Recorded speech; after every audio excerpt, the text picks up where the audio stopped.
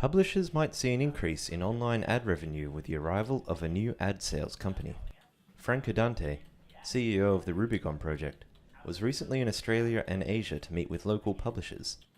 He says Rubicon can increase the value of online ad space. It's our belief, and I think most would agree, that there's no publisher out there that can establish relationships with every single advertiser and develop expertise in every type of vertical for sales, deal with every market, so local markets as well as international markets.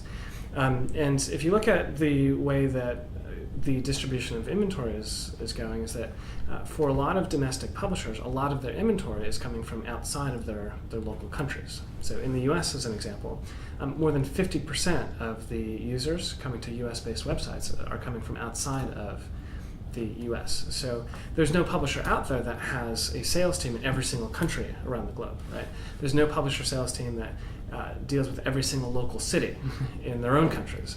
There's no publisher sales team out there that is dealing with, that has relationships with every travel advertiser, every entertainment advertiser, every food and beverage advertiser, right? So in lieu of that, the opportunity for them is that they can take this inventory, make it available to other sales channels that do have those relationships.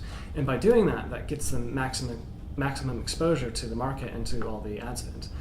The challenge of doing that is figuring out where the inventory should go, and that's effectively what we do. Right? Our platform does the optimization to figure out who's the best seller for this particular impression, based on the relationship that they have and based on the monetization capabilities that they have. We've seen pretty consistently across publishers that we make them anywhere from 30% more money to 300% more money, while at the same time just saving them time, right? So they're actually spending less time doing things and making more money. And the reason that happens is that if you look at how the market has changed over the course of the past 10 years.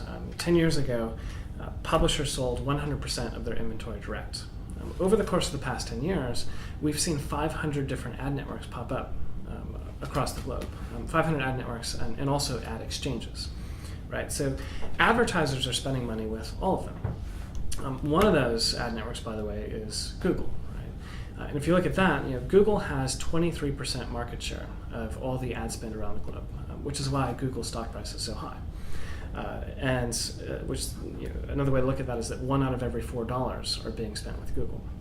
If you turn that upside down and look at the opportunity a different way, that means that 77% of the ad dollars lie outside of Google. So 77% of the opportunity is still up for grabs.